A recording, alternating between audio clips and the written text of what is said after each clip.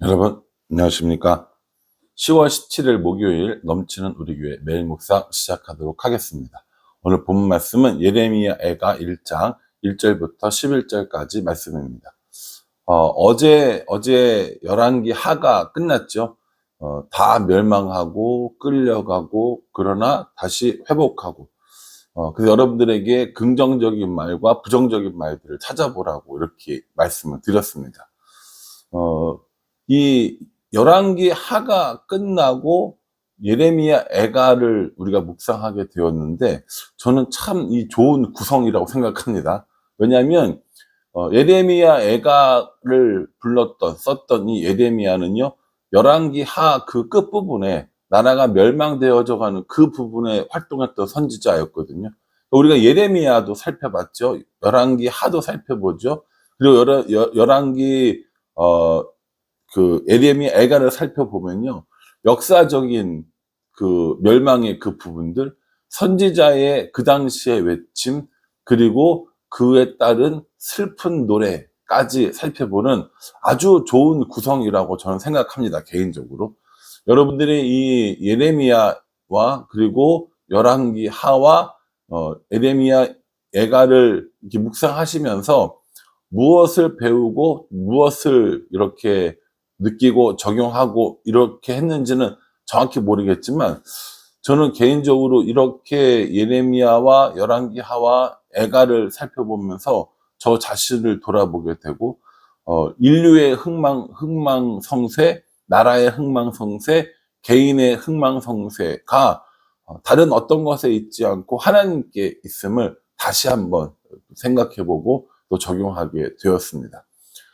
이 예레미야 애가는요, 예레미야가 부른 슬픈 노래라는 뜻입니다.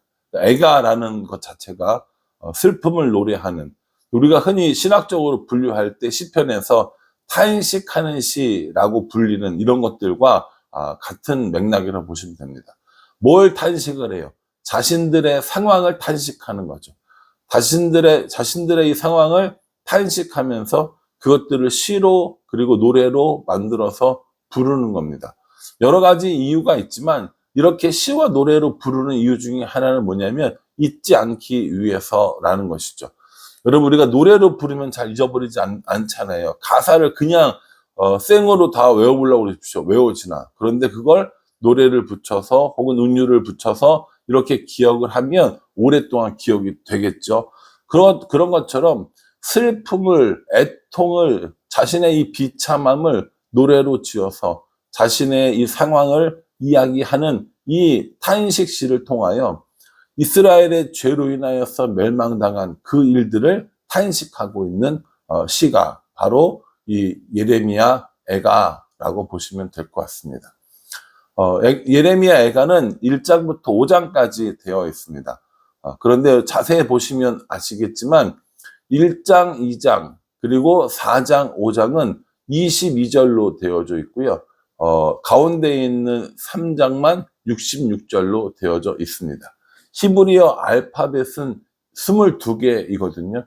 이거를 어떤 문학적인 기교를 사용해서 1장이 22, 그리고 2장이 22, 3장은 그의 3배수인 66, 그리고 4장과 5장도 22절씩 이렇게 되어져 있습니다.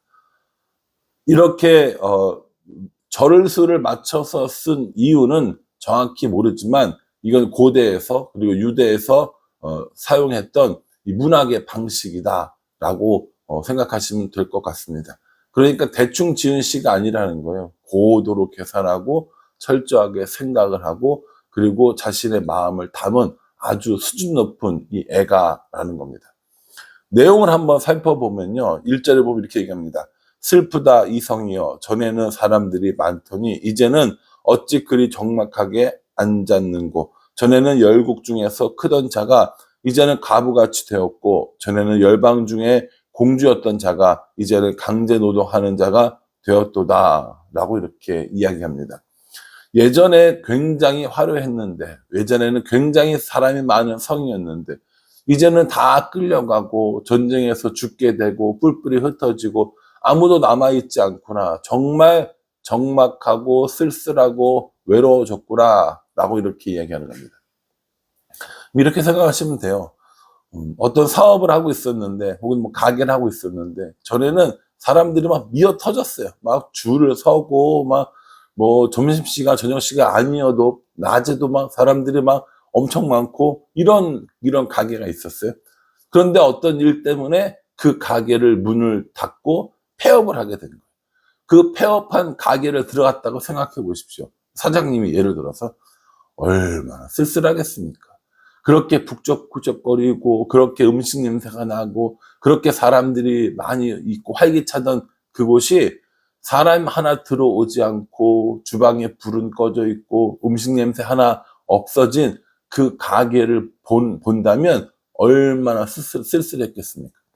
저는 오늘 이 예레미야 애가의 1절에 슬프다 이성이여 라고 하면서 나오는 그 이야기를 보면서 그 북적북적했던 그 찬란했던 온데간데 없어진 그 모습을 보는 시인의 마음이 다시 한번 생각나게 되었습니다. 이제는 아무도 없다는 거예요. 이제는 뭐 함께 있을 사람도 없고 사랑하는 사람도 없고 아무도 없는 그런 쓸쓸함과 외로움과 또 이런 황폐되고 절망에 빠진 시인의 모습을 보게 됩니다. 그 사람들이 이 끌려가서 고생하고 있는 것을 3절에 유다는 환난과 많은 고난 가운데서 사로잡혀 갔도다. 그가 열국 가운데 거주하면서 쉴 곳을 얻지 못하며 그를 핍박하는 모든 자들이 궁지에서 그를 뒤따라 잡았도다. 이렇게 얘기해요. 환난과 고난 가운데 사로잡혀 갔고요. 어디에서도 안식을 얻지 못하고 괴롭히는 사람들이 여전히 쫓아다니는 그런 일들이 있다라는 겁니다. 이렇게 절망하게 된 이유를 뭐라고 이야기하냐면 8절에 보면요. 예루살렘이 크게 범죄함으로 조석거리가 되었으니 전에 그에게 영광을 돌리던 모든 사람이 그의 벗었음을 보고 업신여김이여 그는 탄식하며 물러가는도다. 이렇게 이야기합니다. 예루살렘이 크게 범죄함으로 조롱거리가 되었다라고 이야기합니다. 7절 하반절에도요. 대적의 손에 넘겨졌다라고 얘기합니다. 그러니까 시인은 예루살렘이 멸망한 이유를 정확히 알고 있었던 거예요. 예루살렘이 범죄했기 때문이라는 겁니다. 다른 이유가 아니에요. 저쪽에 있는 적이 커서 뭐 힘이 세서가 아니라 이스라엘이 예루살렘이 범죄했기 때문에 이런 일이 있다라고 이야기합니다. 그 이스라엘이 그 예루살렘이 범죄하고 무너지고 황폐화되고 이게 너무 속상하다 이렇게 이야기를 하는 것이죠. 11절에 이렇게 얘기합니다.